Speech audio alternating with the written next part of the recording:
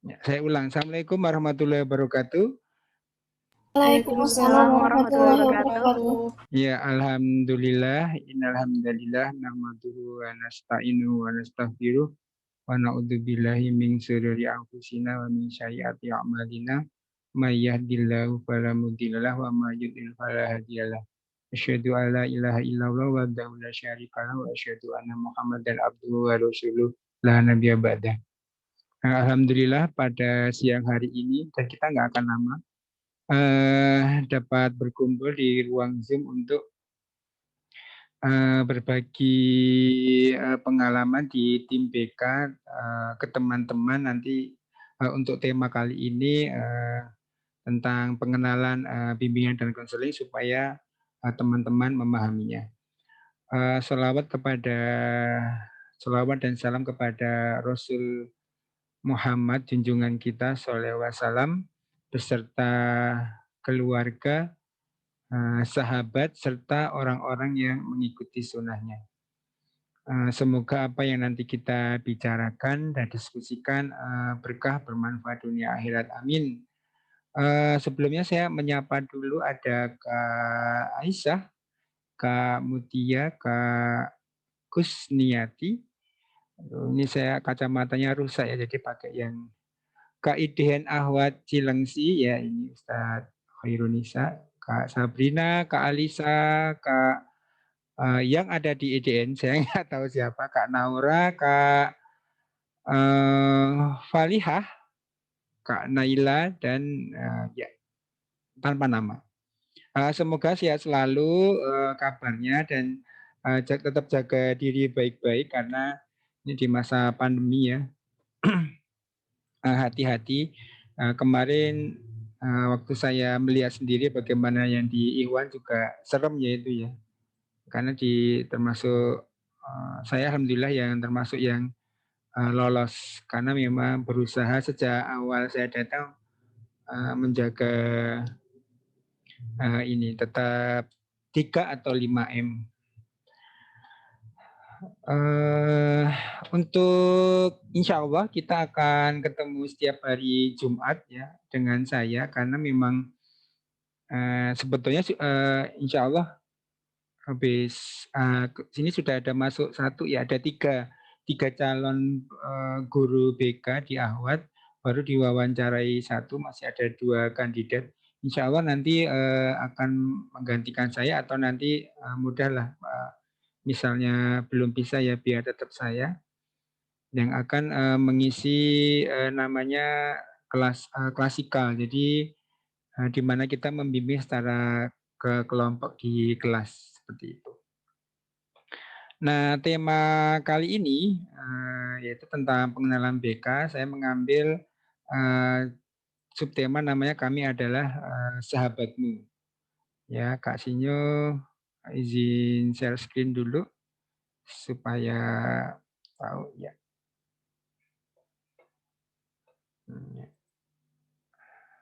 Oke. Baik.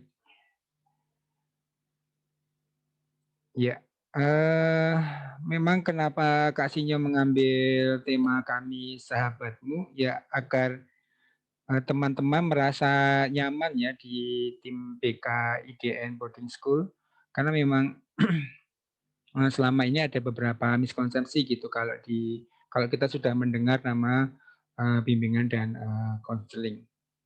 Baik, nanti kita ada tanya jawab ya. Kalau untuk sejarahnya BK nanti teman-teman bisa membaca sendiri ya. Kalau nanti saya sampaikan di sini malah bosan. Jadi intinya ada awal BK itu ada di Amerika. Ya, kemudian kalau di Indonesia ada Dr. Andes, saya lupa namanya. Itu ada di SMA N1 Jogja dulu, SMA 1 Teladan tahun 68 kalau nggak salah, 60-an ya, 60-an. 58 malahan, 58. Kemudian kalau secara resminya ketika sudah ada FKIP, berapanya ada IKIP Bandung, kemudian IKIP Surabaya apa saya lupa itu. Nah intinya kalau sejarah ini nanti bisa dibaca sendiri ya tentang secara bimbingan dan konseling karena memang fokus Kak Sinyo bukan di eee, di sejarahnya. Nah, perlu teman-teman pahami untuk semester ini, SMP dan SMK sama temanya, mestinya tiap jenjang itu berbeda. Misalkan di SMP kelas SMP kelas sat SMP kelas 7 itu tentu berbeda dengan SMP kelas 8 sama 9 dan seterusnya sampai di, SMA atau SMK itu mestinya, berbeda. Tapi karena sumber daya di, IDN boarding school masih terbatas, akhirnya, Kak Sinyo sepakat sama teman-teman di, bimbingan dan konseling untuk sementara satu semester ini kita satu tema dulu semua. Walaupun mungkin nanti ketika di, SMP dan, SMK itu ada beberapa hal yang mungkin, berbeda, cara penyampaiannya. Misalnya ketika dimasuk di, sekolah lanjutan tentunya untuk yang, SMK kan tentunya ke perguruan tinggi, politeknik dan sebagainya. Nah, kalau di SMP nanti, lebih ke pengenalan macam-macam sekolah, ada homeschooling dan sebagainya, itu ya. Oke, lanjut. Eee, Selama ini, di, teman-teman ya, itu masih salah salah miskonsepsi ya tentang, bimbingan dan konseling, pandangannya masih salah gitu. Jadi kalau mendengar kata bimbingan dan konseling itu cenderung menakutkan ya, isinya untuk, anak-anak yang, bermasalah gitu ya, masalahnya macam-macam nanti. Nah itu akhirnya kan, teman-teman yang seharusnya bisa menjadikan kita sahabat di, sekolah itu jadi takut gitu mau cerita. Nanti kalau datang ke BK dikira anak bermasalah gitu, seperti itu. Karena memang, selama ini yang tampak itu, eee, yang datang itu ya anak-anak dalam tanda kutip "mempunyai masalah". Apalagi kalau di zaman dulu namanya kan bimbingan BP ya, bimbingan penyuluhan, itu biasanya bukan orang-orang dari lulusan bimbingan dan konseling terus diminta menjadi guru BK gitu, padahal mereka tidak mempunyai, dalam tanda kutip "kompetensi ke arah sana". Nah, kalau sekarang untuk menjadi guru BK minimal, S1, BK ya, sarjana pendidikan atau, sarjana psikologi, seperti itu. Itu, miskonsepsinya. Jadi ini harus dihilangkan di teman-teman bahwa kita bukan seperti itu ya di, tim BKIDN insyaallah nggak seperti itu. Oke. Nah, perannya apa sih, di, bimbingan dan konseling itu yang otomatis berhubungan dengan definisi. Nah, itu ada 2 berhubungan dengan, sesuai dengan namanya yaitu bimbingan dan, konseling. Bimbingan yaitu, sifatnya preventif ya, maksudnya mencegah. Jadi, sebelum terjadi kita berusaha memberitahu tuh misalnya jangan sampai itu tanya aja banyak ustadzah yang mungkin salah jurusan di dulu ketika, "Oh ternyata aku masuk," banyak kan yang dia ngambil dulu dari IPB, dari ITB, ujung-ujungnya jadi pegawai bank misalnya atau seperti itu.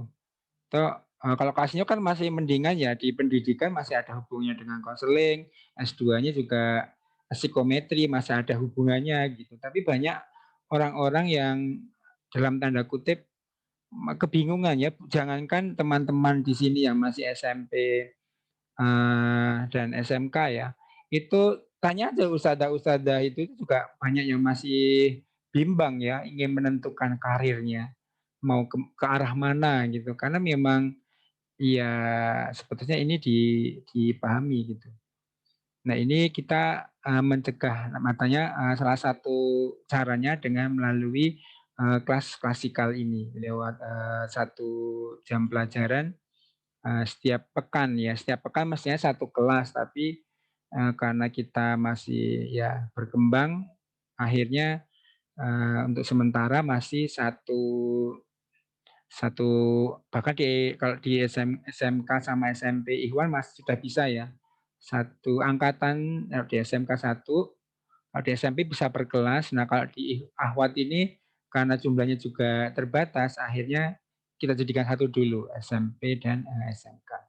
Nah, yang kedua yaitu sifatnya kuratif, yaitu konseling. Jadi konseling itu ya memberi bantuan ya. Jadi kita arahnya ke psikologisnya. Kalau yang profesional ada namanya psikolog. Jadi teman-teman kalau misalkan ada yang di belakangnya itu psikolog sarjana psikologi atau S2-nya juga kayak saya kan master psikologi itu bukan psikolog ya, namanya psikolog itu profesi. Biasanya di belakangnya ada koma psikolog. Nah, itu dia memang psikologis klinis biasanya. Jadi semacam dokter gitu, dokter tapi di bidang psikologi. Nah, kalau fungsinya konselor di bimbingan dan konselor di bimbingan dan konseling itu semacam bantuan lah, bantuan semacam kalau di biologis itu P3K gitu. Ya, P3K yang bisa membantu awal kan nggak mungkin kan misalnya siapa nih Kak Bilkis misalnya lagi punya hutang 50.000 sama temennya ya masa mau ke psikolog gitu kan, ke psikolog bayarnya 250.000 ke atas kan. Mau curhat utang 50.000 kan nggak mungkin, itu curhat bisa ke wali kelas dan sebagainya. Nah, sama termasuk ke bimbingan konseling. Jadi semacam bantuan psikologis untuk memecahkan masalah. Jadi konselor itu guide, jadi dia mengarahkan seperti itu. Itu dari definisi bimbingan dan konseling itu ya, jadi paham. Oke. Nah, bidangnya apa saja? Bidangnya ada kalau secara menurut pemerintah itu ada 4 ya, yaitu ada 4 nanti ya. Yang pertama itu tentang individu. Jadi bahwa setiap eee, makhluk itu berbeda-beda gitu, punya ciri khas sendiri-sendiri, itu ya. Kayak kemarin ada salah satu ya, ada salah satu ahwat di IDN yang sudah jarang masuk sekolah, kemudian sudah pengen keluar dan sebagainya. Alhamdulillah ketika Kak Sinyo dekati, di konseling, nah ternyata dia bisa memahami itu. Kita bisa memahami terus alhamdulillah dapat jalan keluar. Walaupun jalan keluar itu belum saya sampaikan ke kepala sekolah ya dan ke manajemen, tapi sudah minimal sudah ada kabar baik gitulah. Karena memang setiap individu itu berbeda-beda. Sehingga prosesnya nanti bisa bermacam-macam. Walaupun mungkin kalau rata-rata, kalau orang dalam tanda kutip normal ya bisa diukur secara rata-rata, tapi pada dasarnya memang setiap individu itu berbeda. Jadi itu yang pertama, bahwa nanti kita akan mengembangkan secara personality. Kemudian yang kedua ada sosial. Jadi nggak sekedar teman-teman belajar IT, belajar bahasa Inggris, belajar apa diniyah ya dan sebagainya, tapi di bimbingan dan konseling nanti juga akan diajarkan bagaimana sih cara bersosialisasi yang ahsan, yang baik gitu. Dan ini tidak mudah ya. Contohnya misalnya banyak kemarin waktu pelatihan itu ustadz-ustadzah yang ketika menerima komplain dan sebagainya bahasanya eee, membuat tidak nyaman orang yang komplain seperti itu. Nah, tentunya kan ini perlu dipelajari ya, termasuk berteman, kan ada ya misalkan anak SMP atau SMK yang males kalau ngobrol sama temen yang satu, males ngobrol sama temen yang lain, apalagi di perempuan. Di perempuan itu luar biasa ya, ada semacam kayak gap-gap, kalau di laki-laki jarang ya.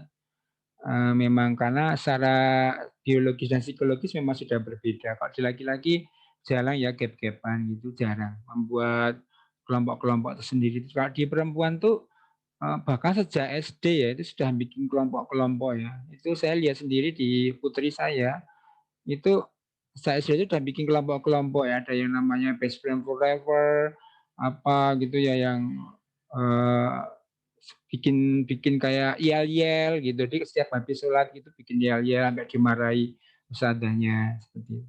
Ini memang jadi yang kedua selain individu nanti kita mempelajari individu pengembangan diri juga bersosialisasi. Gitu. Oke. Nah, yang kedua tentang edukasi ya, pendidikan. Jadi teman-teman kalau mengalami masalah nanti akan dibantu oleh tim BK di bidang pendidikan, termasuk tadi cara pencegahannya. Kan sudah ada nih di Kasihnya ada berapa ya? Ada 2. Kemarin Kasihnya belum sempat ini ya karena sibuk.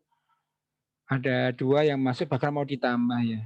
Nah, dari Ahwat. Jadi eh, malas belajar, malas mengerjakan tugas itu sebetulnya mudah sih. Bagi Kak Sinyo mah orang yang nggak mengerjakan sesuatu ya karena nggak jelas tujuan hidupnya ya. Niat berbanding lurus dengan tujuan. Kalau Kak Sinyo mah mudahnya seperti itu. Kalau teman-teman pengen nonton film misalkan pasti semangat kan akan mengerjakan apapun untuk mencapai menonton film itu. Nah kadang kalau teman-teman SMP sama SMK ini kan nggak punya tujuan hidup ya. Ketika bangun tidur ya dia gabut itu ya, nggak jelas itu ya, nggak gaji gitu ya, nggak jelas mau ngapain. Karena memang ya tujuan hidupnya nggak jelas. Nah itulah kenapa nanti kita berusaha membimbing ya kalau bisa sejak SMP, terlambat-lambatnya SMK ya, atau SMA itu sudah mempunyai tujuan yang jelas termasuk di edukasinya.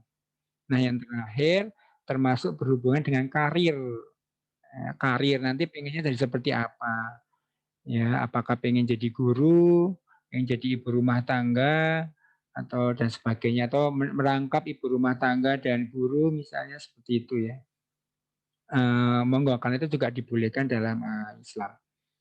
Jadi perawat dan sebagainya, membantu negara seperti itu. Nah ini nanti 4 bidang yang akan kita banyak bahas bersama selama 1 semester ini secara umum ya. Oke, kemudian proses. Jadi teman-teman nanti prosesnya akan panjang ya, mengalami itu semua. Itu prosesnya panjang. Mungkin tim-tim BK ya bisa mendampingi sampai teman-teman yang di SMP atau di SMK sesuai dengan jenjang pendidikannya. Tapi kita akan berusaha maksimal membantu proses itu. Gitu. Nah di tim BK di EDN kita sudah membuat program ya, sekilas saja ini programnya. Yang pertama untuk kita kenalan dulu dengan teman-teman ya di tim BK-nya ada saya Kak Sinyo. Saya S1-nya pendidikan bahasa Prancis, masih mendapat tentang konseling ya. Kemudian S2-nya psikometri di Winsar Hidayatullah. Kemudian ada Kak Yusmar, kita di BK memanggilnya Kak ya karena supaya kita menganggap teman-teman itu orang yang sudah dewasa dan kita sebagai kakak yang lebih tua seperti itu. Ini Kak Yusmar ini untuk SMP Ikhwan. Insya Allah mungkin akan ditambah 1 ya, tapi belum dalam waktu dekat ini. Dia lulusan sarjana psikologi. Kemudian ada Kak Khairul ini di SMK Ikhwan baru masuk Januari.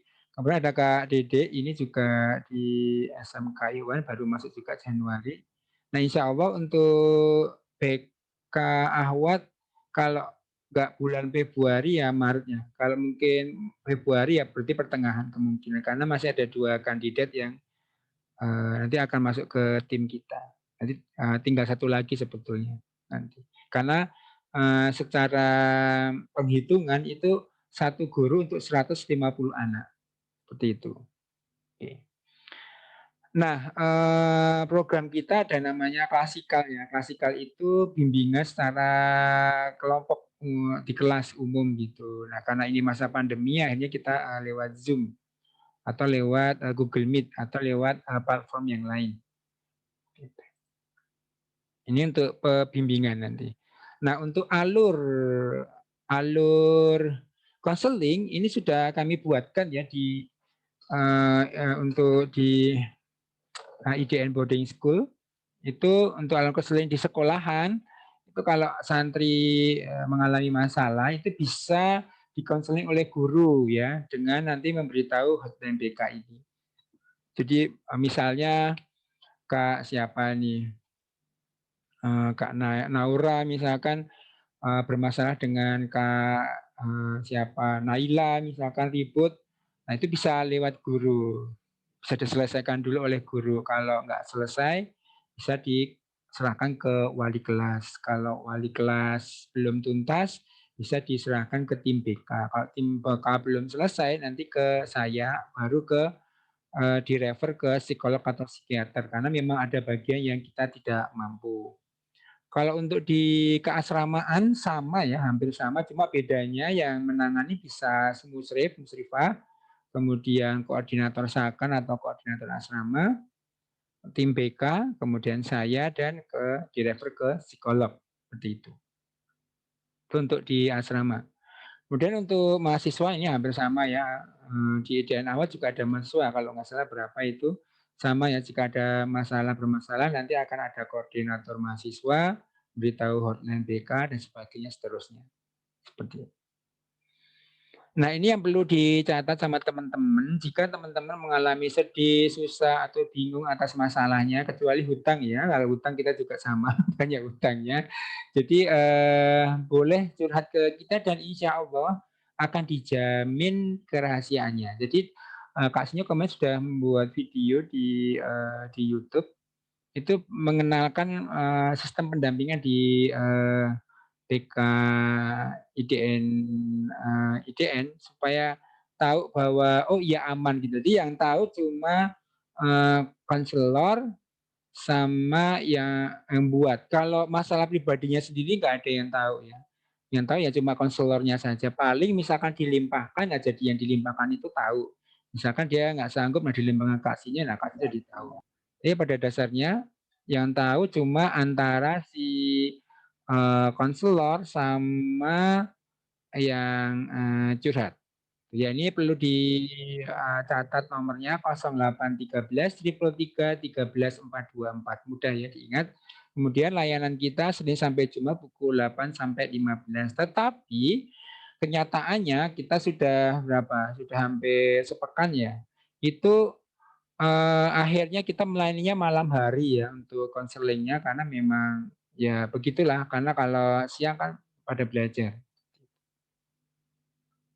Nah, nanti bagi teman-teman itu juga boleh merefer ke orang tua ya, memberitahu orang tua. Misalnya orang tuanya, aduh aku pusing Kak, bingung memutuskan. Oh itu Bunda di apa di IDN kan ada tim bimbingan dan konseling. Mereka juga menerima konseling untuk staf dan orang tua wali santri. Jadi misalkan wali santri mengalami masalah pribadi, ingat masalah pribadi ya, nggak ada hubungannya dengan sekolah. Misalnya kalau hubungannya dengan sekolah nanti ada sendiri penanganannya. Tapi kalau misalkan hubungannya masalah pribadi, misalnya apa suaminya kasar, terus kemudian ada macam-macam itu nanti bisa curhat ke tim BK dan kita akan berusaha membantu.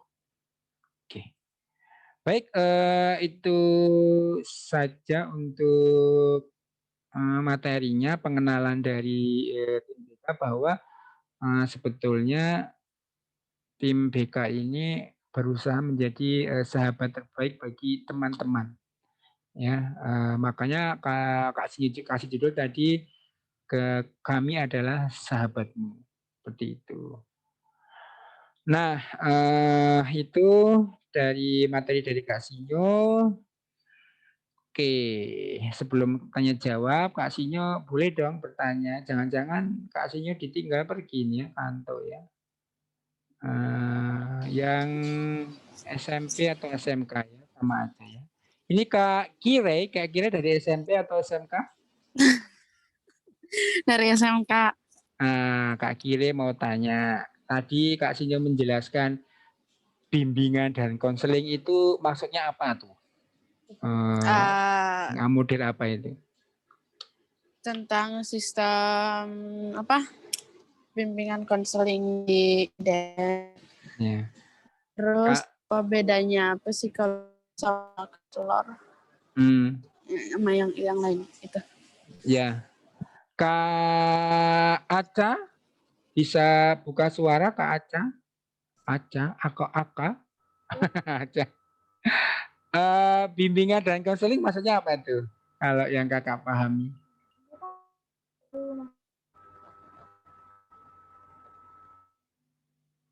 Ya, Kak Aca. Ya, kurang keras suaranya ya. Suaranya terlalu kecil. Iya.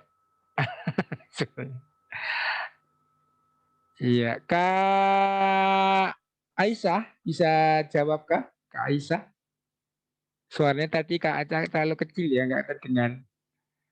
Kak Aisyah, iya kayaknya. Pertanyaannya apa tuh? Jadi kan bimbingan dan konseling itu maksudnya apa tuh fungsinya kalau bagi teman-teman? Kan tadi definisinya bimbingan dan konseling. Nah itu apa itu? Bimbingan itu apa? Konseling itu apa? Masih ingat nggak? Atau barusan datang? Menurut aku ya, kan Ya. Jadi kakak datang sejak awal atau barusan datang? sejak awal. Nah, kan tahu kan bimbingan dan konseling itu apa? Bimbingan itu Kayak curhat gitu mungkin. bimbingan adalah preventif, mencegah ya. Jadi termasuk di sini kita di kelas ini itu namanya membimbing. Jadi mencegah sebelum terjadi misalkan. Nah kalau konseling kuratif ya, membantu menyelesaikan masalah seperti itu. Paham ya? Iya. Oke. Saya ingin tanya ke Kak Bilkis, apakah monitor Kak Bilkis? Iya. Iya, Kak Bilkis mau saya tanya. Misalnya nih, Kak Bilkis ribut sama Kak Alisa. Nah, ribut ya misalnya. Itu lapornya pertama kali kalau itu ributnya di sekolah lapor ke siapa dulu? Kalau dari dulu nyelesain sendiri. Saya sendiri. Enggak misalnya ini, Iya. enggak selesai kan. Rebutan apa kayak gitu, makanan apa. Itu pertama kali tadi kalau alur yang di IDN lapor kemana dulu? Ke guru. Iya ke guru, betul ya. Ya jazakillah khair. Kak Atifas, Kak Atifas, Kak Atifas monitor. Nggak tidur ya beliaunya ya. Kak Indri, apakah monitor Kak Indri? Kak Indri? Iya, tidur ya. Iya Kak, kenapa? Iya, nggak tidur. Kak Indri, misalnya ribut sama Kak Aca misalkan, tapi di asrama. Nah, terus belum terselesaikan, lapornya kemana? Biasanya sih nyelesain sendiri dulu, tapi kalau nggak selesai, lapornya ke yang itunya muslimernya. Ya, kalau di asrama ke Musrifah. Ya, keren ya ternyata ya. Ternyata pada menyimak ya. Oke, itu saja untuk reviewnya. Kalau mau tanya jawab silahkan Anda bertanya, Kak Sinyo menjawab. Iya, silahkan. Mau bertanya apa mungkin yang dikeluhkan atau apa gitu. Chat pribadi boleh ya kalau malu bertanya ya lewat chat pribadi. Silahkan itu buka kok. Enggak saya blok. Bisa lewat chat pribadi. Nggak harus everyone. Silakan. Kalau ustadzah yang hadir di sini ada enggak ya? Ataukah saya memang sendirian? Ustadzah nggak ada ya ustadzah? Ada atau tidak? Oh iya saya belum buat ini ya. Buat apa? Untuk presensi ya. Sebentar saya kopikan ya. Nah, ini bagi yang sudah hadir, silahkan diisi presensinya, guys. Nah, itu silahkan ya, diisi, baik SMP maupun SMK. Kak, salah nggak sih kalau kita suka boy band? Ya, enggak ya. Maksudnya ya itu hal yang wajar. Maksudnya seperti ini. Hukum dalam Islam itu ada dua, mudahnya seperti ini ya. Kalau semua itu berhubungan dengan keduniaan, maka hukumnya halal kecuali ada syariat yang mengharamkan. Paham? Ya. Yang satu, kalau itu berhubungan dengan ibadah, maka semua hukumnya adalah haram kecuali ada syariat yang menghalalkan. Nah, oke. Jadi pada dasarnya boyband itu maksudnya dalam tanda kutip boybandnya ya itu ya halal sebetulnya, tapi ternyata ada syariat yang mengharamkannya. Contohnya misalnya ada musik-musiknya. Nah, itu kalau di pemahaman di salafus soleh itu tidak boleh ya. Alat musiknya itu termasuk yang di menurut kesepakatan ulama itu termasuk yang haram. Apalagi penampilan boyband itu ya seperti mbak-mbak, tahu mbak-mbak ya, kayak perempuan, bahkan ada tutorialnya memakai apa itu lip gloss dan sebagainya. Jadi pada dasarnya halal menjadi haram karena ada syariat yang tidak membolehkan. Kalau syair, nyanyian itu nanti dibagi-bagi lagi. Jadi dibedakan ya antara musik, syair, nanti ada sendiri itu nanti bisa dipelajari ya. Beda-beda. Jadi misalkan saya la itu saya tidak bermusik itu. Saya sedang itu masih ada yang membolehkan. Nah, bagaimana kalau sudah terlanjur, misalkan sudah terlanjur ngefans, ya nggak apa-apa ya itu bertahap, Kak. Jadi tidak bisa tiba-tiba langsung berubah itu tidak. Itu karena memang berhubungan dengan lingkungan, berhubungan dengan pendidikan di keluarga dan sebagainya itu ada ada range-nya itu, ada ukurannya. Enggak semua syariat itu tegak sebelum ada ilmu di situ. Jadi seperti itu. Jadi ya kalau sudah terlanjur nanti pelan-pelan digesernya. Dulu Kak Sinyo ya. Dulu itu ya suka musik-musik gitu ya. Biasa. Kemudian untuk menguranginya pindah ke kalau zaman itu ada yang tahu bimbo. Jadi musik qosidah tapi qosidah bimbo itu. Musik padang pasir gitulah ya. Nah, kemudian beralih ke mana yang lebih ini lagi mana semacam nasyid-nasyid gitu. Nah, lama-lama bergeser enggak. Seperti itu ya. Jadi pergeserannya itu bisa bertahap seperti itu. Oke, lanjut ke Kak titik-titik. Kak, psikiater itu apa Kak? Apa bedanya sama psikolog? Ya, kalau psikiater itu dokter yang belajar ilmu psikologi. Nah, berarti kalau kakak datang ke sana, berarti intinya kakak datang ke dokter, tapi yang belajar ilmu psikologi. Nah, itu nanti biasanya akan diberi obat-obatan. Nah, kalau psikolog itu bukan dokter, jadi orang yang mempelajari ilmu psikologi klinis. Ya. Nah, itu nanti biasanya urutannya mestinya ke psikolog dulu, Kak. Ke psikolog, kalau ternyata ada bagian biologis tubuhnya, saraf-sarafnya yang berhubungan dengan itu, dia bisa diobati. Ya, seperti itu. Jadi sebaiknya ke psikolog dulu, baru ke psikologi. Gitu ya. Ya, tapi sama-sama itu profesi ya, yang harus ada izinnya. Kalau psikolog nanti bukanya namanya biro psikologi. Ya, kalau dokter nanti bisa buka untuk praktik juga sama. Kak, bagaimana mengatasi mental disorder atau illness dan gimana cara memastikan mental illness kita yang kita miliki? Kalau dia bisa nggak ngetes itu, jangan disebut namaku, namacu ya, namacu.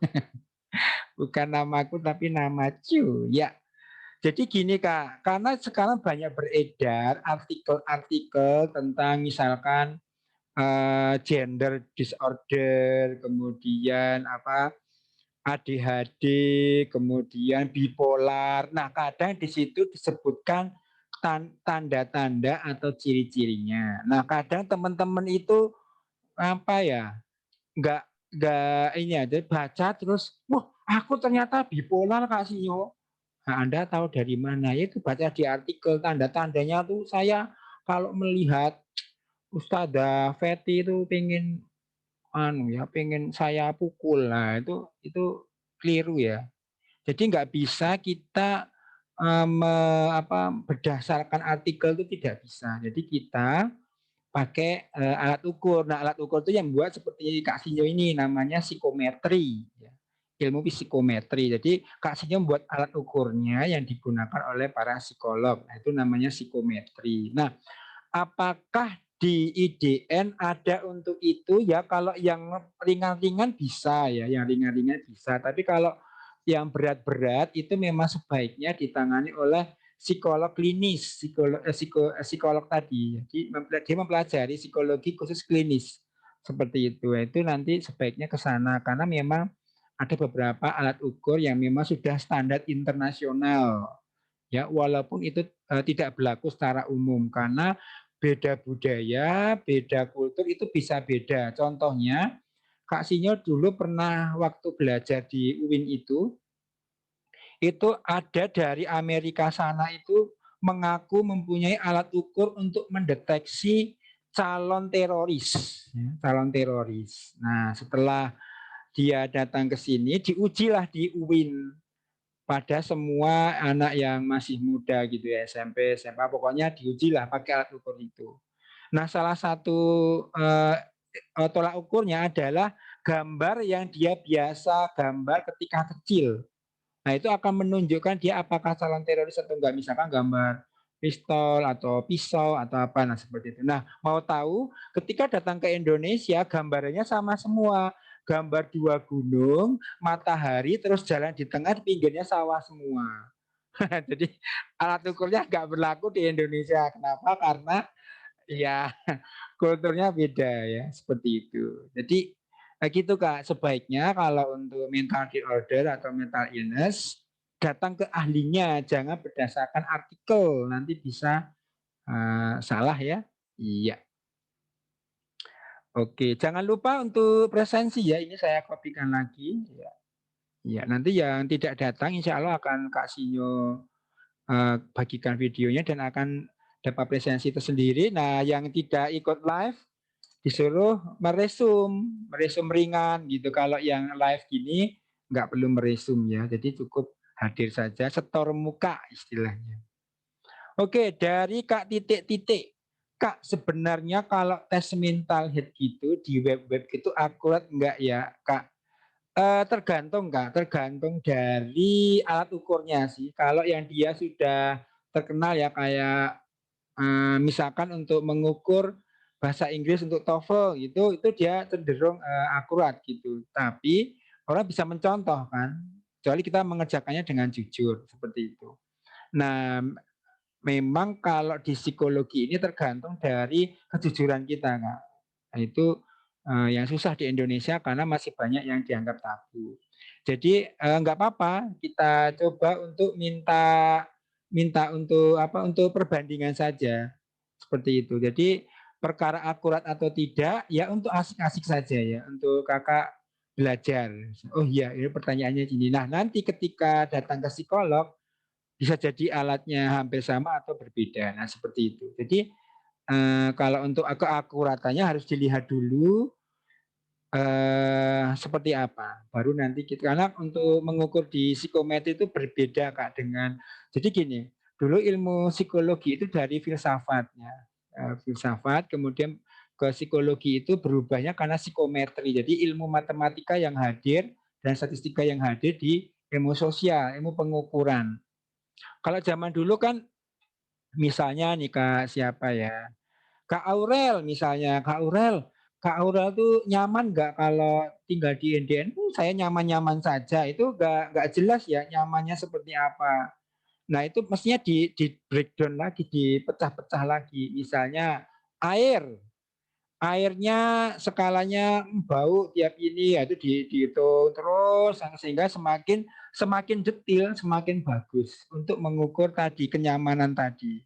Jadi dari kenyamanan tadi dipecah dulu, misalnya kenyamanan itu airnya bersih, kemudian ustadzahnya baik dan ramah, kemudian murah, kemudian tempatnya ada AC-nya, internet lancar. Nah itu dibagi lagi, internet lancar itu apa di breakdown. Nah nanti semakin detail, semakin bagusnya itu di psikometri. Jadi ukurannya jelas. Contohnya di skala ini ya, skala Likert itu kan lebih bisa terukur. Misalnya, apakah Anda setelah diajar oleh Ustadzah Vero merasa puas, itu bisa lebih di breakdown lagi, misalkan sangat tidak puas, tidak puas, lumayan, puas, sangat puas. Nah itu bisa lebih, kita lebih tahu gitu. Seperti itu ya. Ya, oke. Oke, apakah ada pertanyaan lagi? Kalau jika tidak, sudah semuanya. Oke, tidak ada pertanyaan lagi. Oke. Oh ya, masih ada satu lagi.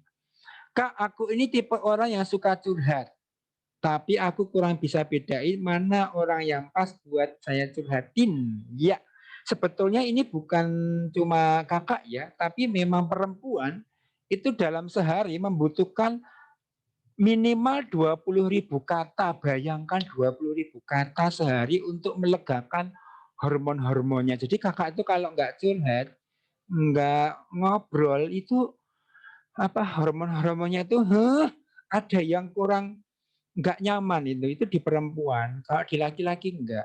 Coba makanya kakak kalau pas misalkan pesen martabak manis ke ayah atau ke bapak itu kan gini, Pak, aku mau pesen martabak manis ya, toppingnya yang kejunya sedikit terus ditambah ini dikit. Itu jawaban bapak apa coba? Oke, sip gitu doang kan, nggak yang banyak. Itu memang perempuan seperti itu. Nah, jadi memang pertama ini curhat ini memang kebanyakan perempuan ya. Kasihnya saya tidak termasuk yang suka curhat, pasti punya pengganti, suka nulis, ya, suka ngobrol sama bunga, sama binatang diajak ngobrol. Ih, kamu cantik banget tuh ngajak ngobrol ya, sama. Jadi pada dasarnya pengalihan saja. Pada tetap suka. Nah, atau dia nanti ngobrol sama jin atau ngobrol pada dirinya sendiri sama. Saya punya teman dia akhirnya ngobrol sama makhluk-makhluk halus tadi ya, karena dia nggak punya teman, akhirnya dia ngobrol sendiri, lama-lama jadi kayak orang gila gitu. Ngobrol sama dia kayak ada dua kepribadian, nah seperti itu. Jadi pada dasarnya itu perempuan. Nah, bagaimana cara membedakan supaya ini teman bisa dipercaya atau tidak ya? Nah, itu tadi Kak. Itulah kenapa BK di IGN hadir. Jadi kalau Kakak misalkan kesulitan, waduh aku takut deh. Takutnya nanti kalau cerita malah dibuka aibnya gitu, atau misalkan aku mau curhat apa? Aku nonton pornografi. Oh, ayo kita nobar aja bukan. Nanti malah dapat temen ya. Ya kita lihat-lihat lah dalam keseharian bagaimana ini, kita dilihat ini Kak misalkan siapa Kak Harisa ya, Kak Harisa. Kak Harisa ini tiap hari dia pendiam, orangnya baik, amanah. Nah, itu cari yang seperti itu, yang dia amanah, kira-kira feeling kita jalan gitu lah. Ketika diajak ngobrol tapi karena gini, orang yang ngobrol, tak bilangin, kamu pokoknya tak bilangin tapi jangan cerita-cerita. Nah, itu sebetulnya itu ngomong ke orang lain seperti itu. Maksud nggak? Tapi kalau orangnya dia nggak suka ngobrolin orang lain, diam, nah dia kemungkinan amanah tuh. Karena kalau yang suka, tahu nggak tadi itu Soda Feti, tahu nggak pas makan itu giginya ada apanya? Nah itu loh daunnya hijau, geli dah seperti itu. Nah, itu kemungkinan dia juga akan ngomongin kita. Nah, gitu ya. Jadi cari yang kira-kira orangnya itu nggak suka cerita orang lain lah. Itu biasanya suka amanah. Nah, tapi kalau nanti tidak bisa mendapatkan, termasuk bahkan di musrifah atau di guru atau di wali kelas atau bahkan sampai ke kepala sekolah, itu bisa curhat ke tim BK, insya Allah di tim BK kita amanah ya. Baik. Oke, ini terakhir ya, pertanyaan terakhir karena Kak Sinyo sudah lemas. Kak, kalau misalnya ada teman kita yang selalu membicarakan soal harta dan menjadi fisik sebagai bahan bercandaan kita, harus bagaimanakah disebut? Jangan sebut nama Q. Ya sama ya. Jadi gini Kak, tadi bahwa manusia itu membutuhkan eksistensi. Ya. Misalnya, wah Ustazah Feti itu saya ini loh kepala sekolah di sini itu eksistensi. Ya, nah ada orang itu karena agamanya, ya dia kesolihannya, ketakwaannya itu menjadikan eksistensinya dia. Itu lokasinya, wah itu solih kalau sholat ya lima. Ada yang karena ketampanannya, kecantikannya itu menjadi eksistensinya dia.